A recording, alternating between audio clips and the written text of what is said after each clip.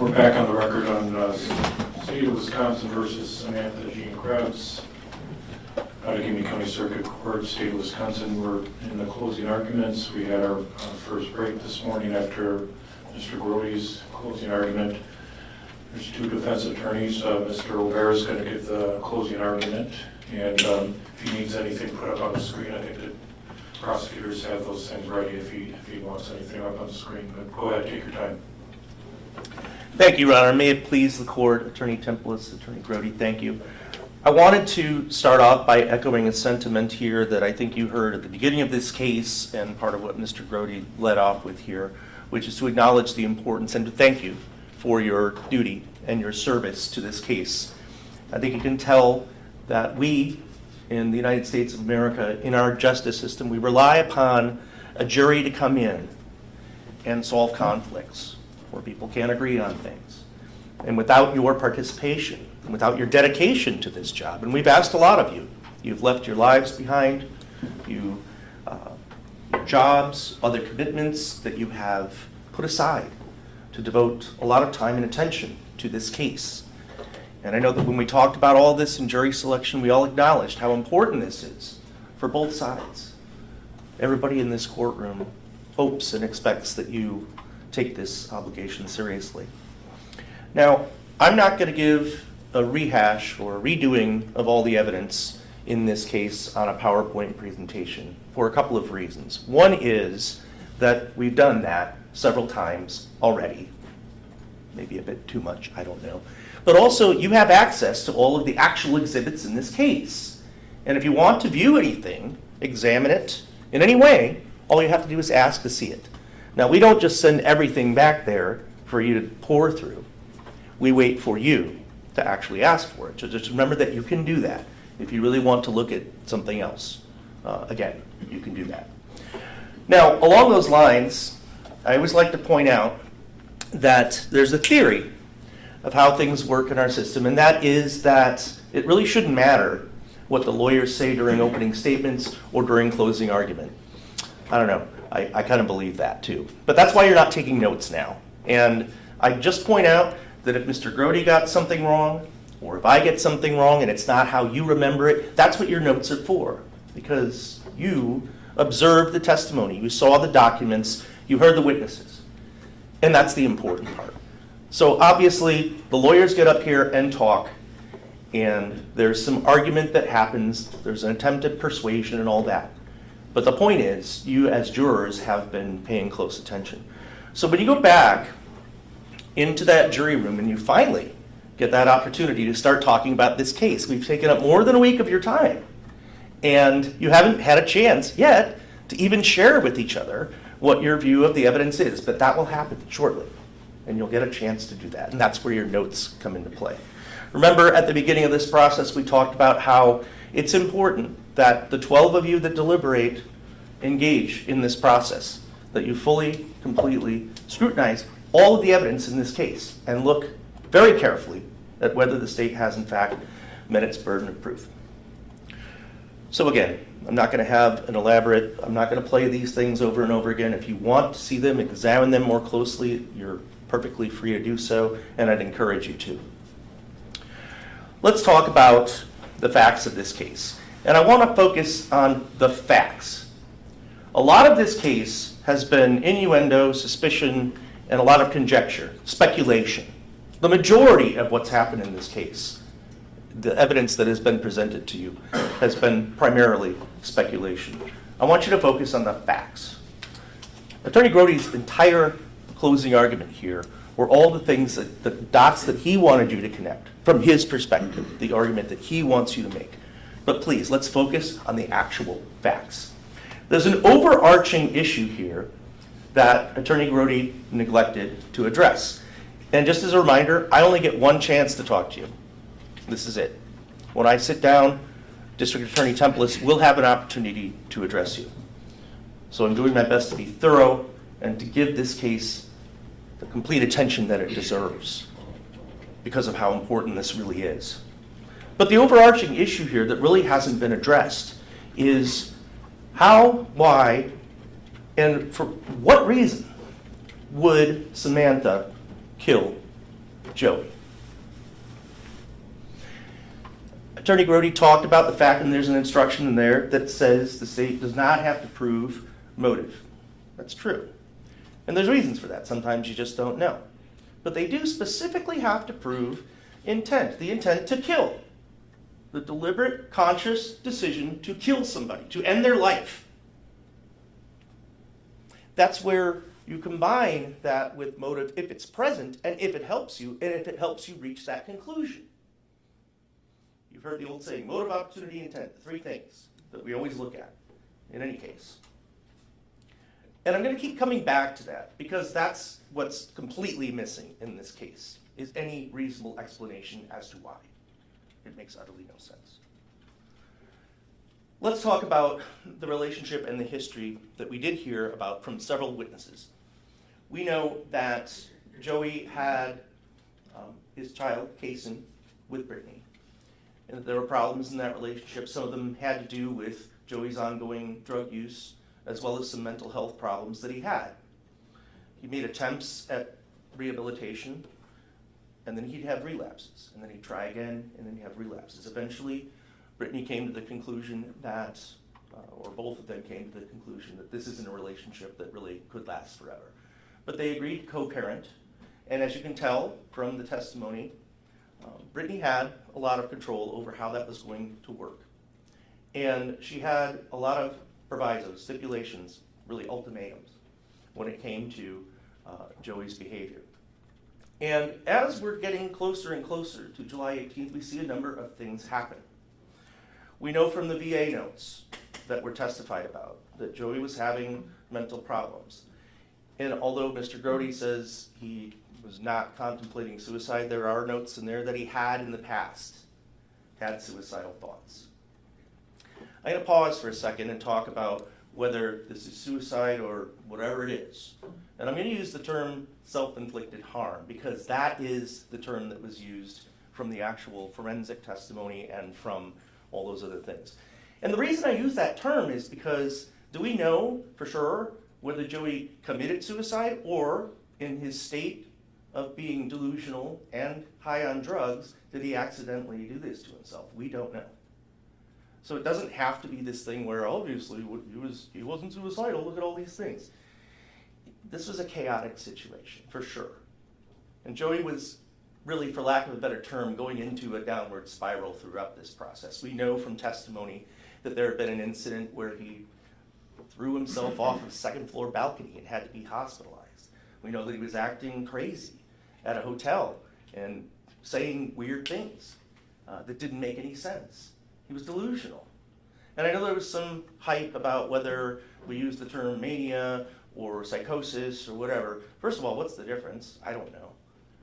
Well, let's just say delusional. It all means the same thing, okay? And there's really no dispute about that. That came from the state's witnesses, that this was a thing that was happening with Joey. He was deteriorating mentally. He was using more drugs. He got fired from his job. He was having problems. Now, let's be sure, Samantha is not going to be eligible for the Stepmother of the Year award. There were some things going on in her life she's not proud of. She was using drugs, okay? Joey was too. She's not happy about that. She's not proud about that, but she's been honest about it. She's an addict. She's been struggling.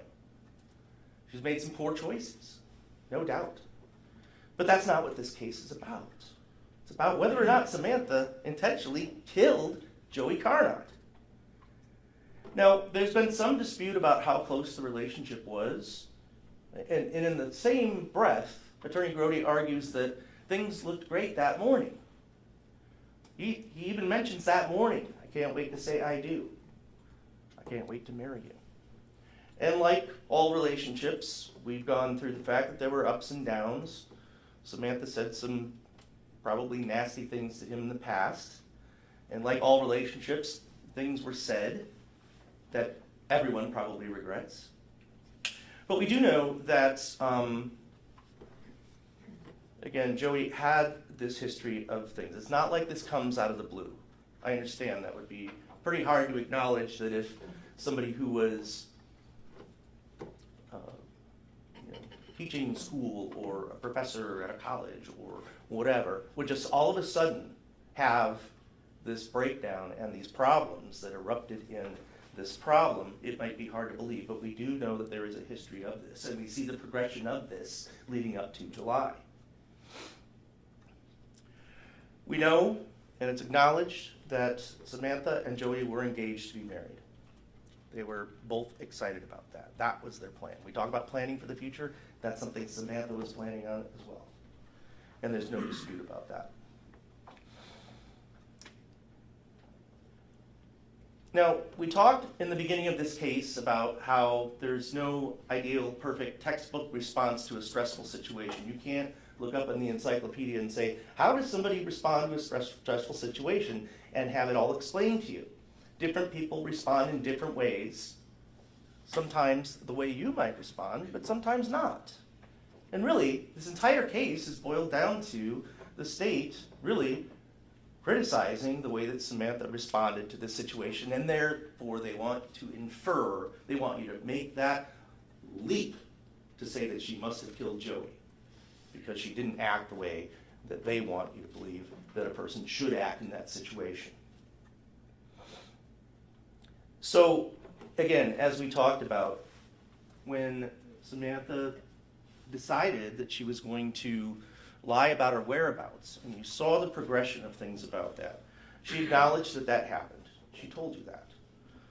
She has reasons for that, and again, it might not be the way that you would respond, it might not be the way that any number of people would respond, but it's what happened. In a stressful situation, somebody that had been using drugs, under the influence, and really a lot of craziness that was all kind of boiling down to it. Let's talk about some of the key points here. And we know from John Pfeffer's testimony, his immunized testimony, that he admitted to having engaged in acts of deception in this case. In fact, he's in trouble for it. But significantly, and the real important point here is that when the state called this witness, his testimony was that he never actually knew what happened. He never found out what happened. He never actually talked to Sam about what happened. That never happened. And there's no evidence that he did. And why would he come in here and say otherwise?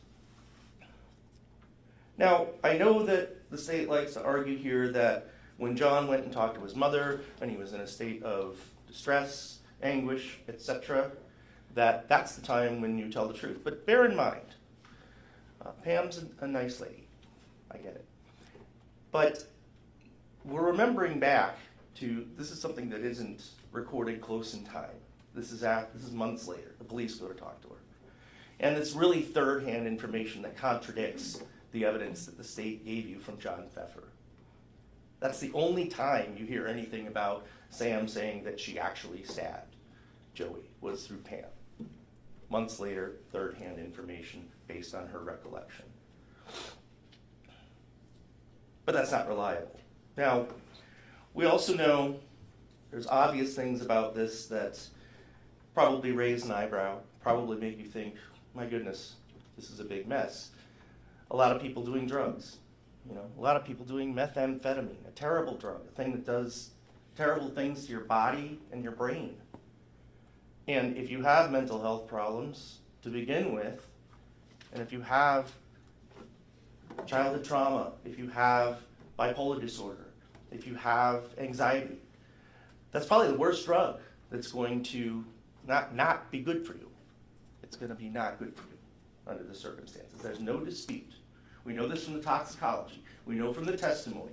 We know from everything that happened in this case. There is no dispute. Attorney Grody agrees that Joey was using methamphetamine. There's no doubt about that. We know that that didn't cause his death. That's never been in controversy. We know that it was something that from his past he had struggled with. And I'm going to disagree with some of the things that were presented to you just a little bit ago. Specifically that the evidence shows these tests, and by the way, let me just pause on that. It's fascinating that we live in such a surveillance society now. I mean, everywhere you go, everything you do is recorded in some way, some with audio, some not. This app that catches audio from phone calls, all these other things. I mean, this case has been packed with all kinds of stuff that they went out and gathered. And I commend the investigators for looking so hard and finding all this stuff. And that's a good thing, because when you look at it all it does is it gives us the opportunity to speculate, as they have done, and I'll get to that in a minute. But when we look at what they've tried to show you in terms of these texts, these calls, they're chipping away at all these other things in an attempt to make Samantha look like a bad person, a person that is just untrustworthy in any way. And none of that, whether you believe that or not, or whether you think that she's very reliable, not reliable, whatever, you still have to, like the old Wendy's commercial, ask, where's the beef? Where is the proof? This is just simply, in their opinion, somebody acting like they're defensive, like they're scared, like they know something's wrong. Well, there's no dispute about that either. She was on supervision, should not have been using drugs. John was on supervision, should not have been using drugs. Christy was on supervision, should not have been using drugs. Although Joey wasn't on supervision, he shouldn't have been using drugs either, because he had been fired from his job before. He's talking to somebody about getting clean urine so that he can fake a drug test and keep a job.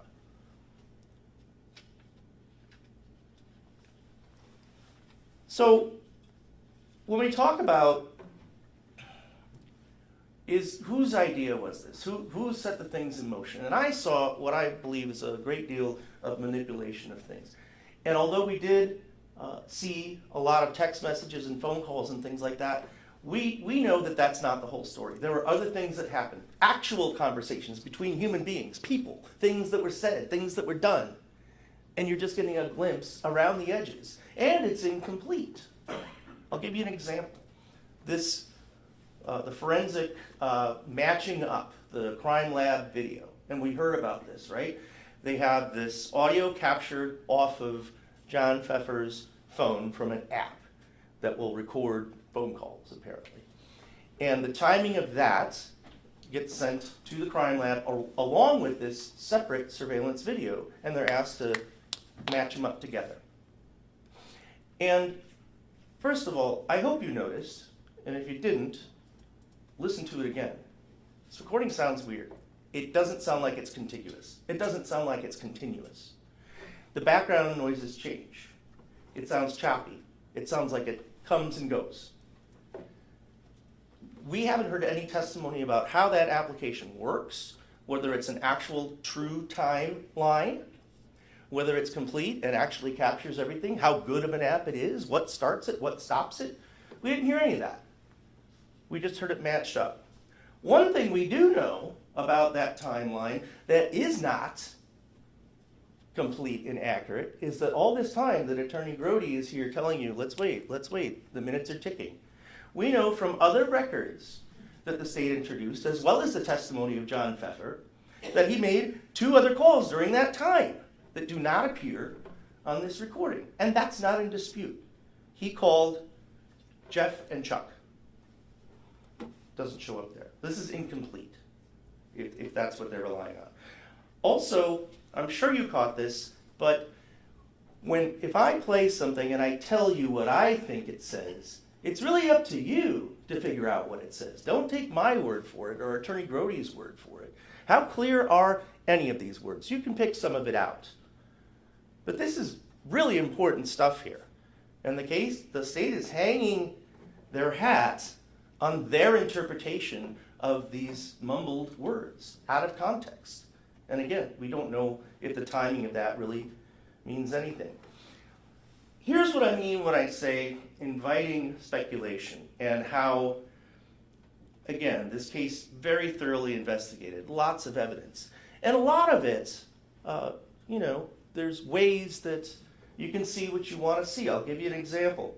All this testimony about pizza boxes, red cups, wearing a bucket hat, and all the significance we heard about that. We heard Detective Keither, when asked, did you see anything significant about when Sam walked 4 feet over by an ashtray?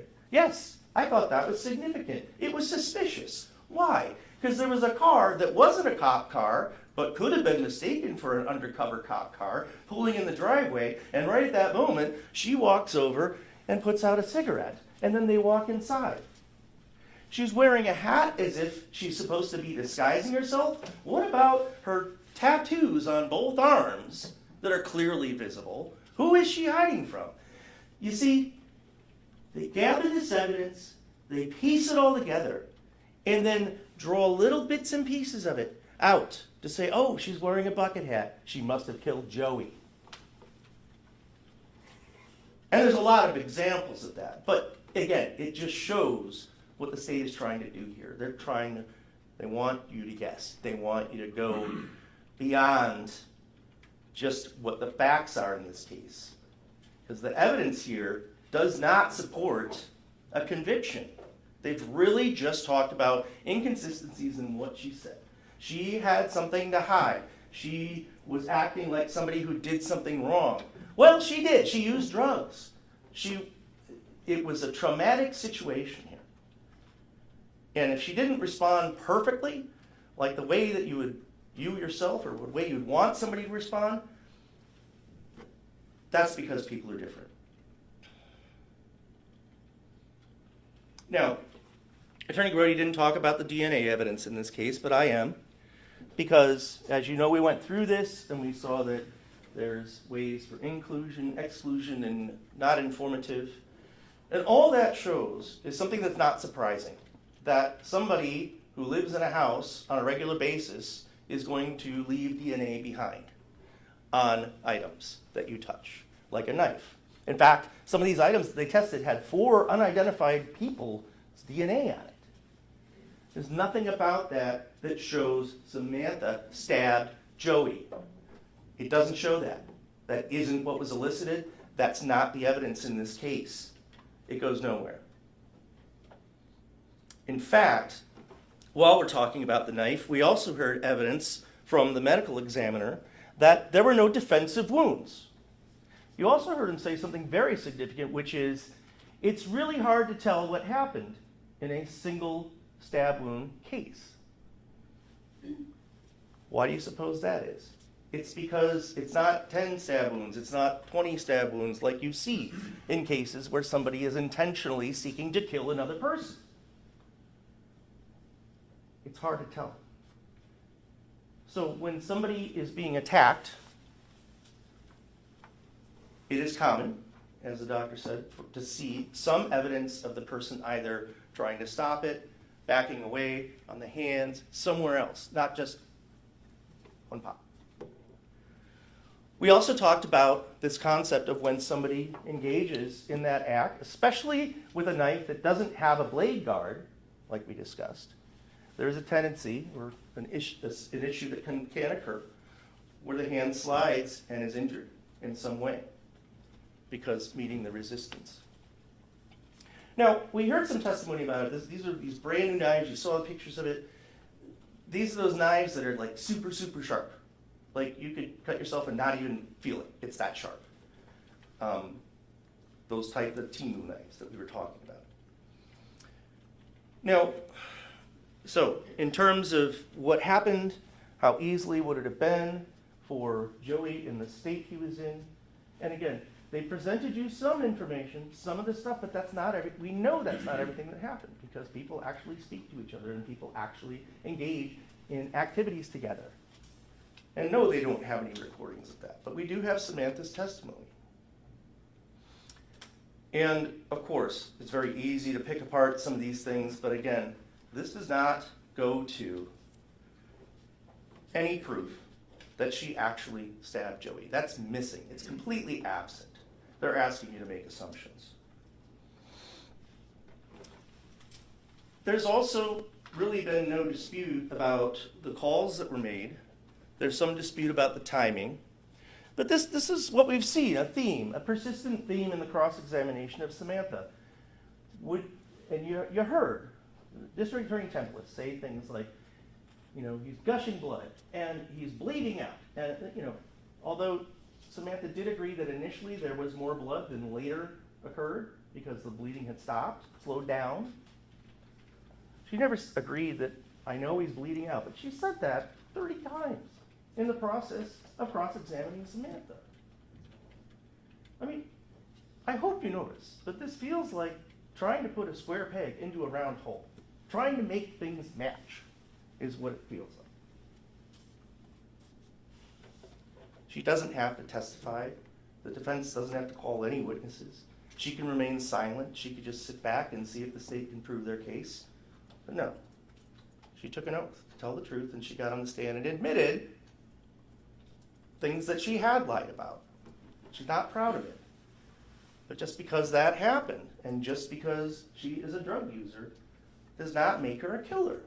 That's the part that's missing here.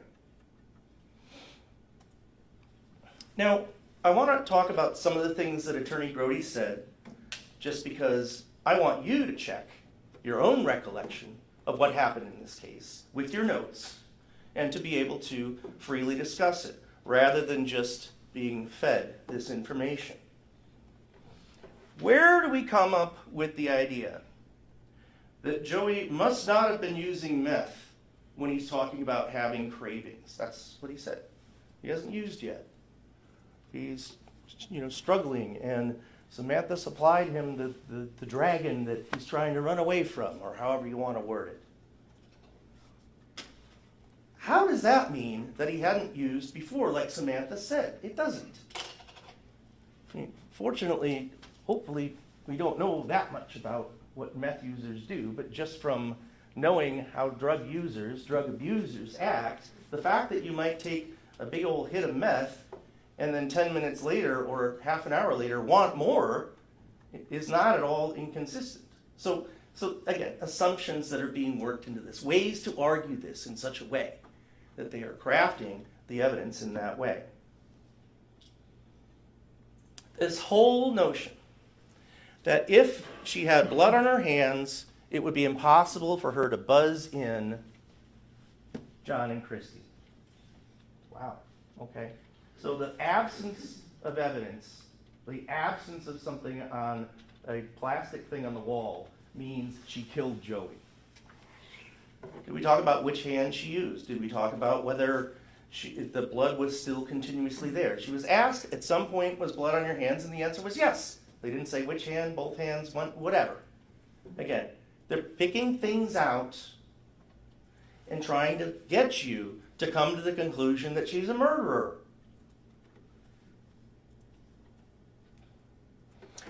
Also, I want you to pay very close attention to a lot of the terminology that's been used here. We had an example from Attorney Templis saying, he bled out. You did this while he was bleeding out. Remember the testimony and remember the timeline, even according to the state's own evidence. There is no evidence whatsoever at the time when Samantha left that she would have known how seriously Joey was injured. Her statements about that are consistent with what John said, with what Christy said, and in the own recording that they played for you. By the time all those things are happening, and by the time that John is calling 911, Joey's still breathing. He's still conscious. He still has a pulse. So Sam's long gone at that point. Now, does it bother you that she left the scene? Yeah, okay. Not a good idea. If she could do it all over again, I'm sure she wouldn't. It was a bad choice. It was poor judgment. But it wasn't murder. She shouldn't have left. It was dumb. Really dumb. She'd been using meth. And what she talks about, I think you're all smart enough to know that if Joey had been acting this way, especially with this hearing coming up, where Brittany was trying to take away custody of Kaysen. And Joey's getting worse. His mental health is deteriorating. And again, we heard testimony from his own co-workers about how when he's off his meds, he's delusional. It didn't just come from Sam. It came from people who know him and work with him. And by the way, this whole thing about threatening to stab. This is another example of the terminology that the state is choosing to use. When did you ever hear Sam say, yes, I threatened to stab him? There's a phone call, and you heard the whole phone call, not just the little part that they wanted to hear.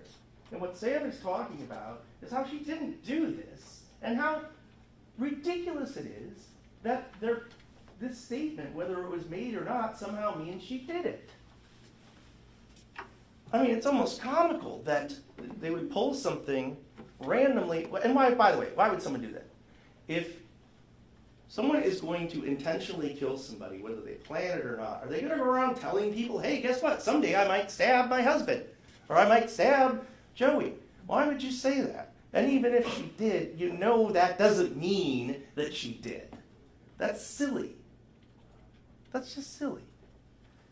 Sure, if she said it, she regrets it, I'm sure, because now it's coming up as an issue. But think about the logic behind that. That at some prior point, she may have said something that somebody else overheard, and that means she actually stabbed Joey? It really doesn't make sense. But threatened. We saw it on the slides there. Use the term threatened. She threatened. Is that really what was said? It's some editorial on what the state wants you to believe. And another thing. Oh, sorry. It's not supposed to go off. It's supposed to be on silent. I was timing myself, though, like you wanted me to. So, when we're talking about the recording, and again, like I said before, when Attorney Grody says, listen, this is what he's saying, this is what the words are, and that means so-and-so. This, you stabbed, or you stabbed, or whatever is being said. It's very unclear, and it's a mumble. What does it mean? It doesn't mean anything. Another thing that Attorney Grody really focused on here, he used the term fleeing the scene. Okay, she left the scene. We know that. Did she flee? Did she jump in her car and drive to Kentucky, never be seen again? She drove 8 minutes away to a friend's house and didn't go anywhere for a few days after that. Attorney Grody thinks it's incredibly significant here that she changed her clothes at some point.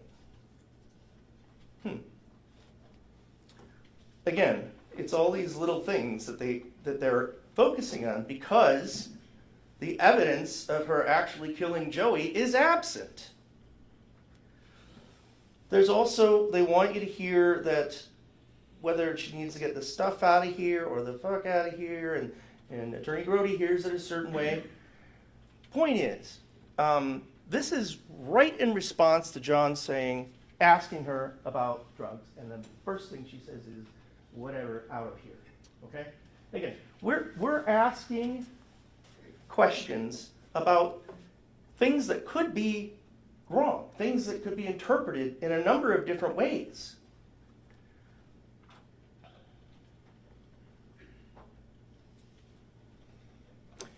It should also be clear to you, and I hope you caught this, but all of the evidence that the state put forth to you supports the notion that Samantha did not know that Joey had passed until well into the next day. They presented nothing to you that would suggest otherwise, other than how she was acting, other than a critical view of her not acting the way that we imagine one might act in that situation.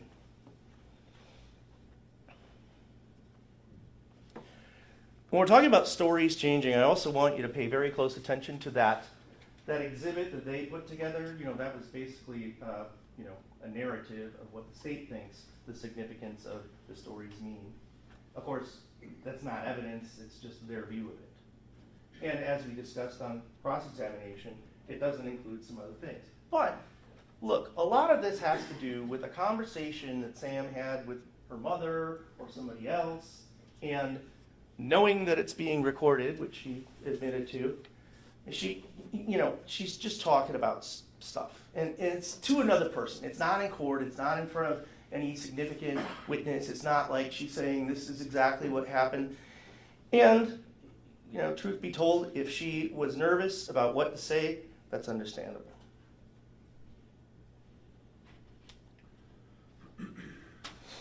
So let's talk about what this is really all about. We've talked about it many times. Proof beyond a reasonable doubt. What does it mean? We give you some guidance in this jury instruction. It gives a lot of different examples of ways to think about it, but reality is there's no mathematical formula. We can't say you need to be a certain percent convinced. It's really supposed to be something where, if you follow the law, like we all agreed we would, if you follow the judge's instructions, and if you do your job properly to look at this evidence carefully and scrutinize it and come to only logical conclusions, the answer should be that Samantha is not guilty if we follow the law. In fact, it must be. Reasonable doubt, we talk about this all the time. It's one of those concepts that, again, it's very hard to define. But when we say beyond a reasonable doubt, and we use that term reasonable, what we're really talking about is don't imagine something that wasn't part of the evidence in this case. There was no testimony about Martians beaming down and killing Joey. No evidence of that. What it means is look at the evidence, look at the facts. You find the facts from that evidence. You don't imagine things. You don't speculate like they want you to. I'll tell you right now, here's how it should be impossible to find Samantha Krebs guilty of this offense. And it comes from the state's own witness, Dr. Kelly. This is the single most important fact in this case. When he took the stand, this is a man who is a forensic pathologist. He does autopsies. He's been doing it for decades. He's the deputy chief examiner, medical examiner for Milwaukee County. He was asked, and he testified, that it is reasonably possible that this was a self-inflicted wound. His testimony has established reasonable doubt in this case. Right there, the state's own witness. In other words, there is nothing about the autopsy, nothing about that examination, nothing about the characteristics of the wound, nothing about anything that points to this being an intentional act. There can be things that would point to an intentional act that are absent in this case. Dr. Kelly told you this could very well have been self-inflicted. Now, there's part of that instruction that says if you can reconcile the evidence with any reasonable hypothesis consistent with innocence, you must find the defendant not guilty. And that is that reasonable hypothesis right there from the mouth of Dr. Kelly.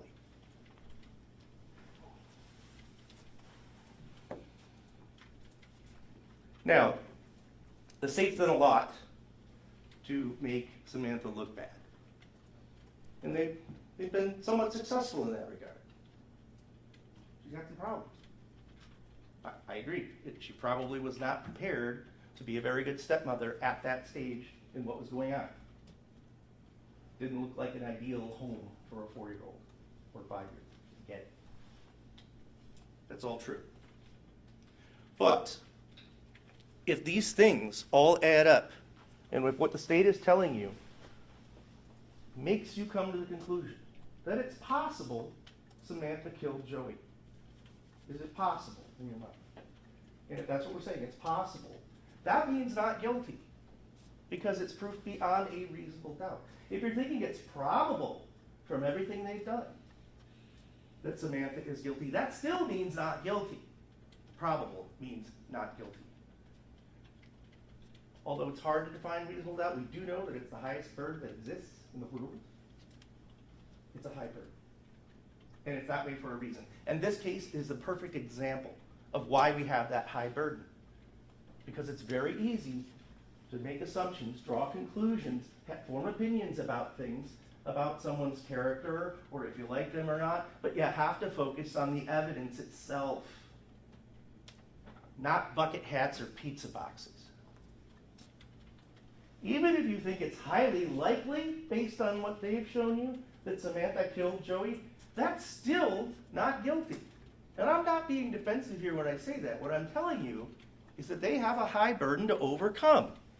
And even if they can score some points by making her look bad, that doesn't mean she's guilty. It's the reality of life. There's another instruction in there, and I just want to address this briefly because in these cases, we all observe the anguish that has gone on. The very unfortunate and tragic death of Joey Carnot that everyone learns. And I told you at the beginning that's something that is going to be part of this case. At the same time, we also promised at the outset that you're going to find facts based on the evidence. It is not for you to consider what happens afterwards. It would be wrong and contrary to the law to find Samantha guilty because you feel bad for Joey's family. I feel bad for Joey's family. But that's not a reason to find her guilty, and you know that. The judge will tell you you are not to be swayed by passion or prejudice. You are to look at the evidence carefully and do your duty, which you've promised to do, and we all appreciate. Folks, Samantha Krebs is not guilty.